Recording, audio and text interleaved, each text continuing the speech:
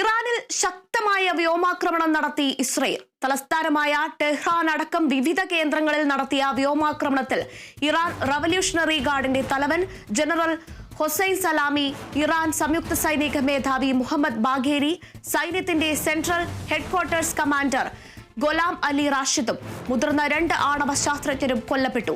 Iran പരമോന്നത നേതാവ് ആയത്തുള്ള ഖമേനിയുടെ ഉപദേഷ്ടാവും കൊല്ലപ്പെട്ടുവെന്നും റിപ്പോർട്ടുകളുണ്ട്. നടാൻസ് ആണവ നിലയവും ആക്രമണത്തിൽ തകർന്നു. ഇസ്രയേലിന് കഠിനമായ ശിക്ഷ നൽകുമെന്ന് ഇറാൻ പരമോന്നത നേതാവ് ആയത്തുള്ള ഖമേനി പറഞ്ഞു. പിന്നാലെ ഇറാൻ ഇസ്രയേലിലേക്ക് ഡ്രോൺ ആക്രമണവും നടത്തി. 100-ലധികം ഡ്രോണുകൾ ഇറാൻ അയച്ചതായി ഇസ്രയേൽ സൈന്യം അറിയിച്ചു. വിവരങ്ങളുമായി ആന്റണി ജോർജ് ചേരുന്നു. ആന്റണി, വിശദാംശങ്ങൾ.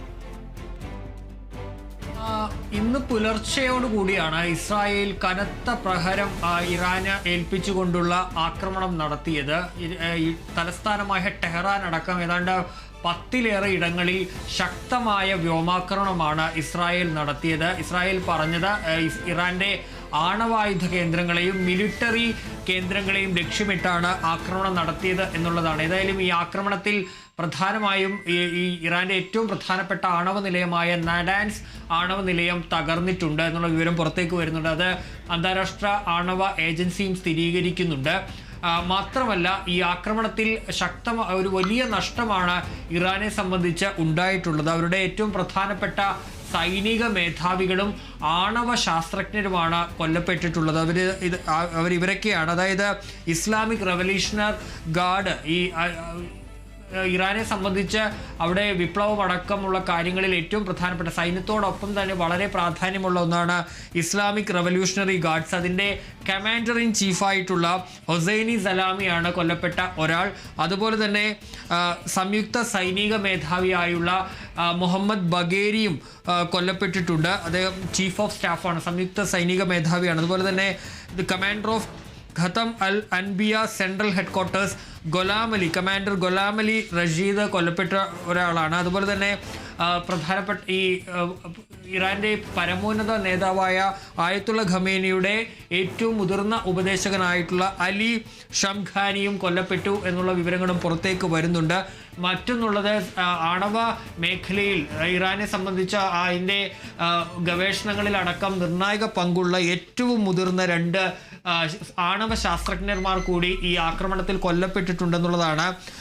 ഫെറോദിയൻ അബ്ബാസി, അദ്ദേഹം ഇറാൻ അറ്റോമിക് എനർജി ഓർഗനൈസേഷൻ്റെ മുൻ തലവനാണ്.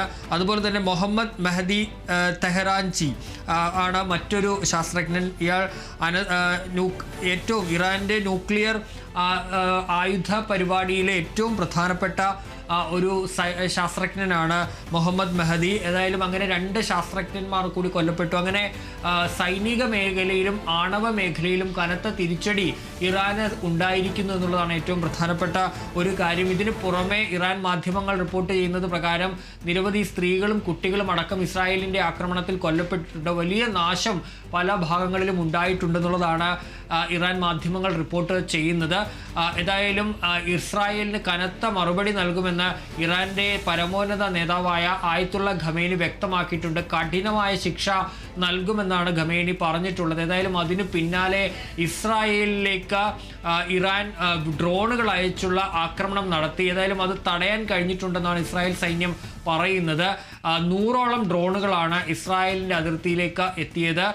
ഇത് തടയാൻ കഴിഞ്ഞിട്ടുണ്ടെന്ന് ഇസ്രായേൽ വ്യക്തമാക്കുന്നു. ഏതായാലും ഈ ആണവായുധ ഭീഷണി, ഇറാന്റെ ഭാഗത്തു നിന്നുള്ള ആണവായുധ ഭീഷണി ഒഴിയുന്നത് വരെ ഈ ആക്രമണം തുടരുമെന്നാണ് ഇസ്രായേൽ പ്രധാനമന്ത്രി ബെഞ്ചമിൻ നെതന്യാഹു വ്യക്തമാക്കിയിരിക്കുന്നത്. അതിൽ നിന്ന് പിന്നോട്ടില്ല എന്നുള്ളത് തന്നെയാണ് നെതന്യാഹു പറഞ്ഞിരിക്കുന്നത്. ഏതായാലും ഈ ഇറാന്റെ ഭാഗത്തു നിന്നൊരു കനത്ത തിരിച്ചടി ഇസ്രായേൽ പ്രതീക്ഷിക്കുന്നുണ്ട്. അതിൻ്റെ പശ്ചാത്തലത്തിൽ ആഭ്യന്തര അടിയന്തരാവസ്ഥ പ്രഖ്യാപിച്ചിരിക്കുകയാണ്. രാജ്യത്ത് കനത്ത ജാഗ്രതയാണ്. എവിടെയും വ്യോമഗതാഗതം പൂർണ്ണമായും നിർത്തിയിട്ടുണ്ട്. ടെല്ലവീവിലെ വിമാനത്താവളം അടച്ചിട്ടുണ്ട്. അതുപോലെ തന്നെ ഇറാനും വ്യോമപാത പൂർണ്ണമായും അടച്ചിരിക്കുകയാണ്. അങ്ങനെ കനത്ത ജാഗ്രതയിൽ തന്നെയാണ് ഇരു രാജ്യങ്ങളും ഉള്ളത്. അവിടെ ഇനി തിരിച്ചടി ഉണ്ടാകും, ശക്തമായ തിരിച്ചടി ഉണ്ടാകുമെന്നുള്ള കാര്യം ഇസ്രായേൽ പ്രതീക്ഷിക്കുന്നു. ഏതായാലും ആക്രമണം അതുകൊണ്ട് നിർത്താൻ തയ്യാറല്ല എന്നുള്ള നിലയിൽ തന്നെയാണ് ഇപ്പോഴും ഇസ്രായേൽ ഉറച്ചിരിക്കുന്നത്. ഏതായാലും വരും മണിക്കൂറുകളിലും അതിനുള്ള പ്രതികരണങ്ങൾ ഉണ്ടായേക്കും എന്നുള്ളതാണ്. ഏതായാലും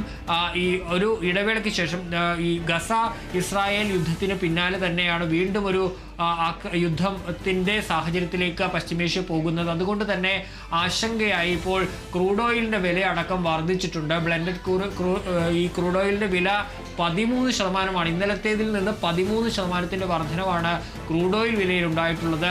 സ്വർണത്തിന്റെ വിലയിൽ വർധനവുണ്ടായിട്ടുണ്ട്. അങ്ങനെ ആഗോള വിപണിയെയും ഈ ആക്രമണം അല്ലെങ്കിൽ ഈ സംഘർഷ സാധ്യത ബാധിക്കുന്ന നിലയിലേക്ക് എത്തിയിരിക്കുന്നു. ഏതായാലും ഇറാൻ കനത്ത തിരിച്ചടി നൽകുമെന്ന് വ്യക്തമാക്കിയിട്ടുണ്ട്. ഇനി അത് ഏത് തരത്തിലാണെന്നുള്ളതാണ്. ഇപ്പോൾ ഡ്രോണുകൾ അയച്ചിട്ടുണ്ട്. ഇനി ഈ രാത്രിയിൽ ഇസ്രായേൽ നടത്തിയതുപോലെ ഒരു എയർ സ്ട്രൈക്ക് ഉണ്ടാകുമോ എന്നുള്ളതാണ് വ്യക്തമാക്കേണ്ടത്. ഏതായാലും ഷെൽട്ടറുകളിലേക്ക് അടക്കം മാറാൻ അവിടെ ഇസ്രായേൽ ജനങ്ങൾക്ക് സർക്കാർ നിർദ്ദേശം നൽകിയിട്ടുണ്ട്. രാവിലെ സൈറണുകളും മൊബൈൽ ഫോണുകളിൽ അലേർട്ട് മെസ്സേജുകളും ഒക്കെ അയച്ചിട്ടുണ്ട്. അവിടെ ആളുകൾ BBC അടക്കം റിപ്പോർട്ട് ചെയ്യുന്നതിനനുസരിച്ച് ഭക്ഷണവും അതുപോലെ തന്നെ വെള്ളവും ഒക്കെ ശേഖരിക്കുന്നു. സൂപ്പർ മാർക്കറ്റുകളിൽ ഇതിനുള്ള വലിയ തിരക്ക് അനുഭവപ്പെടുന്നു എന്നാണ് മനസ്സിലാക്കാൻ കഴിയുന്നത്. ആശുപത്രികളിൽ കഴിയുന്ന ഡിസ്ചാർജ് ആവാൻ കഴിയുന്ന രോഗികളെ ഒക്കെ ആശുപത്രിയിൽ നിന്ന് ഇപ്പോൾ ഡിസ്ചാർജ് ചെയ്ത് അവരവരുടെ വീടുകളിലേക്ക് അവരുടെ സുരക്ഷിത കേന്ദ്രങ്ങളിലേക്ക് വിടുന്ന സാഹചര്യമൊക്കെ ഇസ്രായേലിലുണ്ട്. ഏതായാലും ഒരു കനത്ത സംഘർഷ സാധ്യതയിലേക്ക് ഇറാനും ഇസ്രായേലും കടന്നിരിക്കുന്നു. വ്യോമാക്രമണം നടത്തിയിരിക്കുകയാണ് ഇസ്രയേൽ.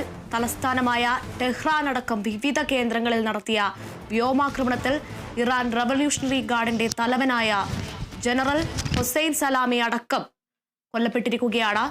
ഇതിൽ തിരിച്ചടിയും പ്രതീക്ഷിക്കുകയാണ്. നിലവിൽ കൂടുതൽ വിശദാംശങ്ങൾ നൽകിയത് ആന്റണി ജിസ് ജോർജാണ്.